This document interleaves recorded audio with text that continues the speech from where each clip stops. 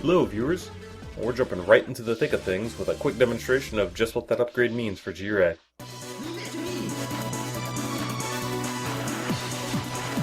For those who've been watching the Know Your Borg series, when I said that G-Red remains useful through the entire game, this is what I was talking about.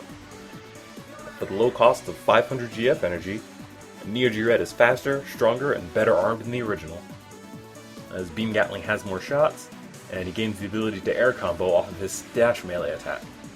That makes it a lot easier to connect with.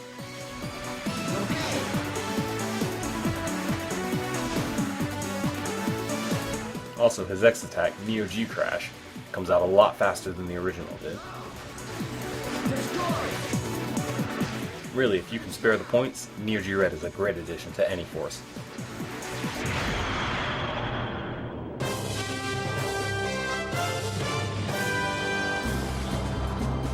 But that's enough of him for now. In this episode, we'll be finishing the Ninja Tribe. And what better way to start than with a training battle against our resident ninja user. Hi!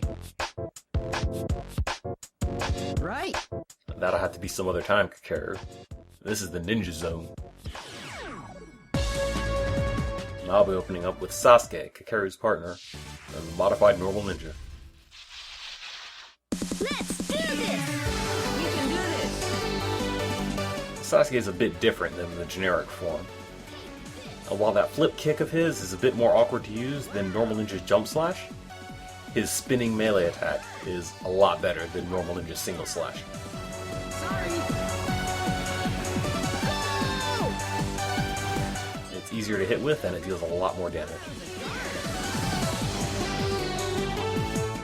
While we see that Kakara's force has certainly improved, the AI really hasn't.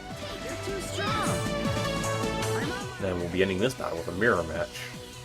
Fortunately, I'm not at too much of a disadvantage here, even if bad timing does get me a bomb in the face.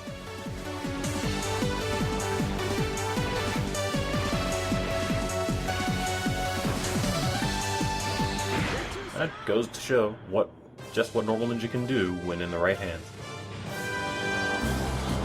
We showed them! We'll win next time! And no prizes, but we roll right along into another training battle.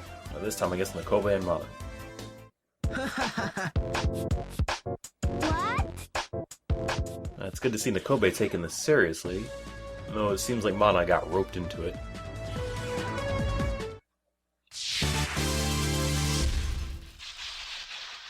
Let's do our best! Mana? You're evil! I'm opening this battle with Switching Ninja, and like the name suggests, his ability is switching places with other Borgs. You're mine! While that sounds cool, switching is one of the abilities that's more useful in theory than practice. It takes so long to activate, and you have to stand still while it's happening. Now, usually your target just moves out of the way, or you get knocked out of it before the switch actually takes place. It does a bit of damage when it does connect, and Switching Ninja's normal shots do go through barriers, so that's a bit of a consolation.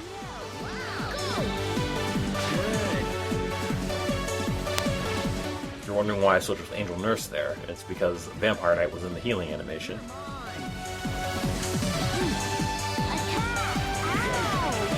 And really, that's kind of one of the situations where switching would come in handy.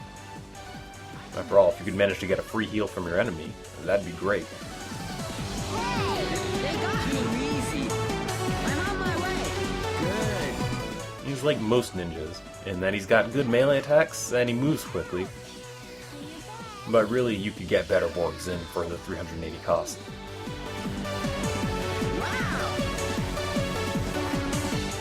Then get caught off a bad switch, and that's the end. And though next up is Teleport Ninja.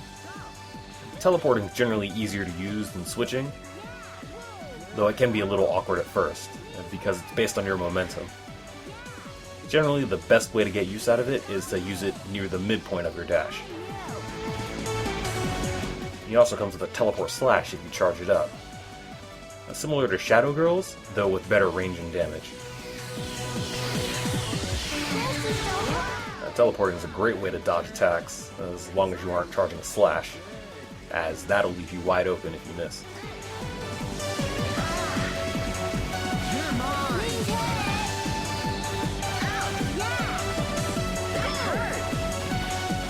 Nah, I was hoping I could get rid of now before losing the Teleport Ninja. But that's okay, because next up is Cyber Ninja. He has the proud distinction of being the only ninja with a boost jump as opposed to air dash. He's also the most expensive ninja at 640 GF energy. But you certainly get what you pay for in this case.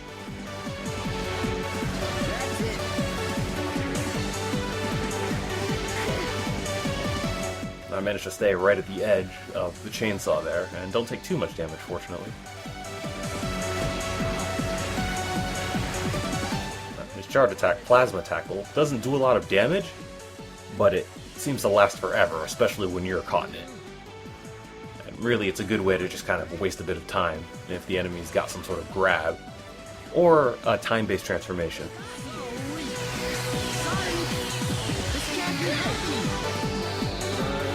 And also his X attack can do a lot of damage if all 4 stars connect. Though usually only 1 or 2 will at a time. Of course, with fast and strong melee attacks, and that fast recharging laser, you don't need to worry about that too much. All in all, that was a good fight. Alright! We're awesome! What the?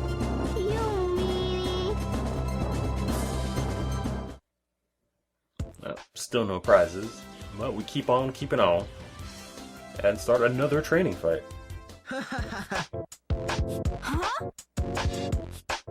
Glad to see Nakobe so enthusiastic, though it looks like Usagi won't be snowed as easily as Mana was.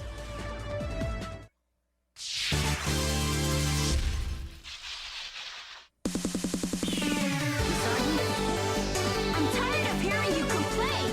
I'm opening this battle with Shijima, a Met's partner, a modified Arrow Ninja. If you remember, Arrow Ninja is capable of pinning other Borgs in place. Now, really, he's not too great in a close battle, especially against normal ninja here. Though I can keep Nakobe pinned down for a bit. You're mine! There, annoying brat! What are you doing? Wow. Oh, that's the end of that. And next up is Switching Ninja again. You're too strong! I'm on my way! We'll pay for this! Come on. As you can see, not really worrying about switching. Generally is a better way to use Switching Ninja if you're going to. No more freebies! Now I'm serious! Though switching does have one interesting property. If you use it on a Borg that's grappled, or in a grapple, the grapple breaks when the switch happens. Against the slow-moving Chainsaw Knight here, and it's a great way to keep him from being able to use his best ability.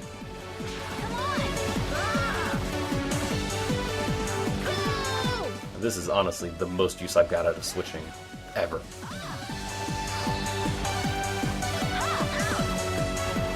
It's a pretty specific situation, so it's probably not going to come up too often. Though, of course, I do teleport right into Shuriken Ninja's spin attack there, so it balances out.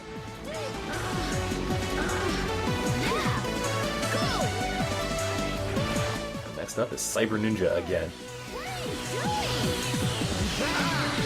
Of course, I don't mind.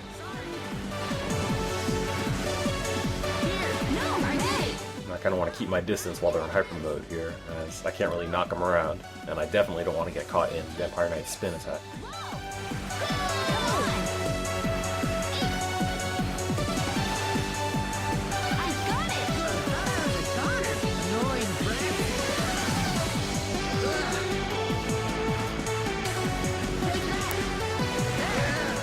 Plasma Tackle here, and against Vlad's draining HP, the long strikes is actually useful, even if the strikes on themselves don't do too much damage. 2 against 1 here, normal ninja doesn't really stand a chance. And looks like Kakeru's down to his partner.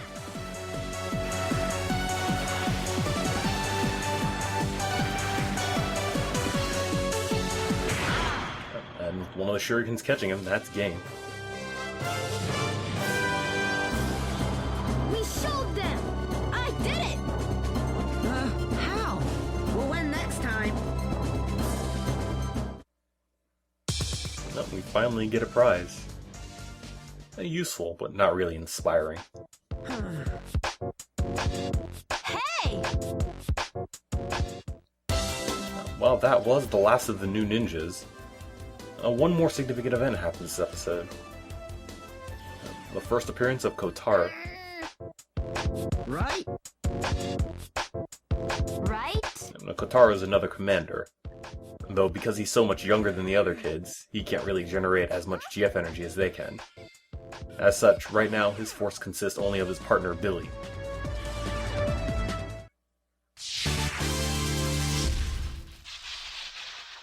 Alright, let's rock!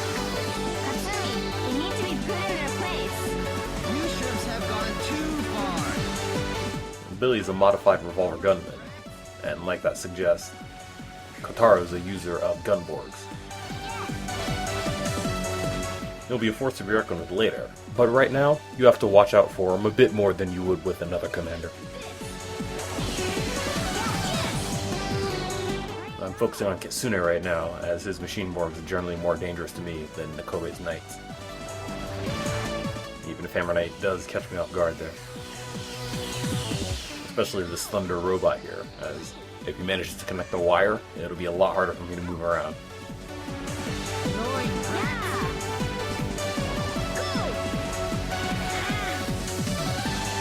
All to be careful here is getting caught in it would probably cost him a normal ninja.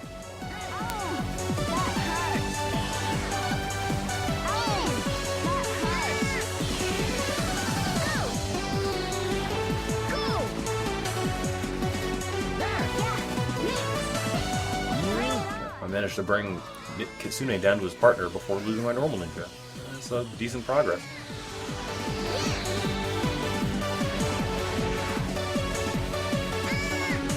Another blindside attack from Hammer Knight there.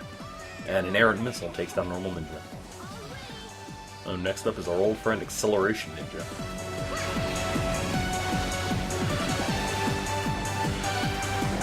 Yep, the old strategy applies. I'm not sure if I mentioned it or if it happened in the earlier episode. Acceleration Ninja is the only board capable of damaging enemies with his jump and air dashes. The basic jump with that spin and his air dash where he glides along are capable of damaging enemies. They're not as strong as his X attack, though really it's a great way to tack on some extra damage.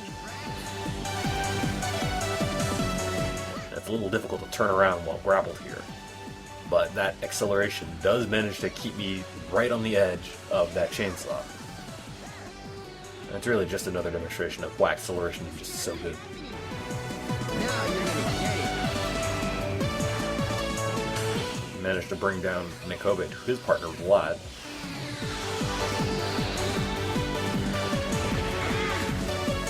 And I got caught on that spin. That must be revenge for touching him with the tail end of a dash earlier. Annoying brat. While he's in this corner, it's a little difficult for me to get my full dash in, as it stops when you head-on collide with a wall. But that's okay, because that's the game for us. We showed them! Yes, we won! How? That was luck. All luck. Oh, we even managed to finish the battle without Katara losing Billy.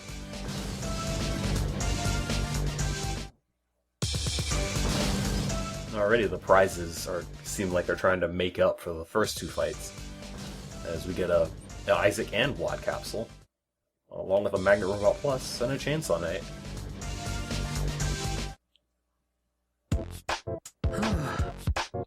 And with Nakobe cowed again, Kotaro joins the Gotcha Force for good.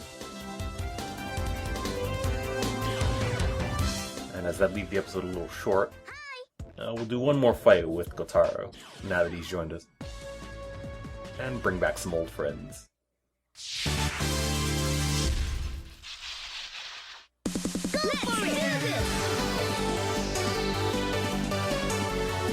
once again, Flame Ninja hits the field.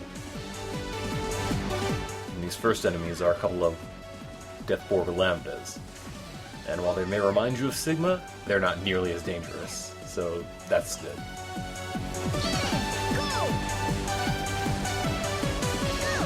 Looks like the name of this battle is Wingborgs. Unfortunately, flames are a great way of handling them, as they just kind of go everywhere and deal a lot of damage, especially to frail Borgs like Death Borgs and Winged Soldiers.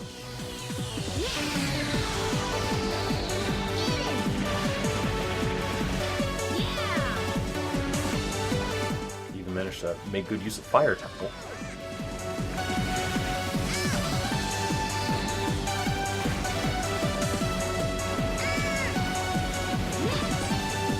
Looks like they kind of broke theme a bit with that Ghost Knight. But we have Power Burst, so who cares?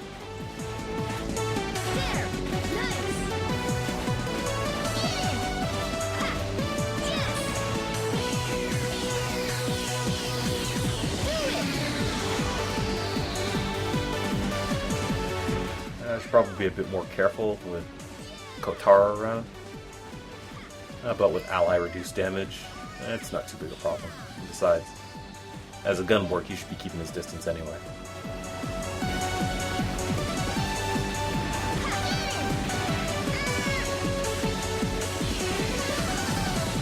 I know I keep getting clipped by that Ghost Knight, but I really don't want to leave flyers around.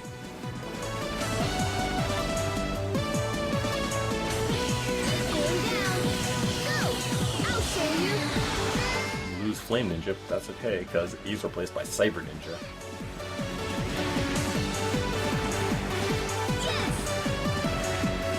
As you may have guessed, Flame and Cyber Ninja are the most expensive ninja boards in the tribe, and they're also arguably the best. Flame Ninja just does so much damage with his flames, and Cyber Ninja's so fast and powerful, it's almost no contest here. All that's left is a single Poison Worm, and with some Cyber Karate, that's game.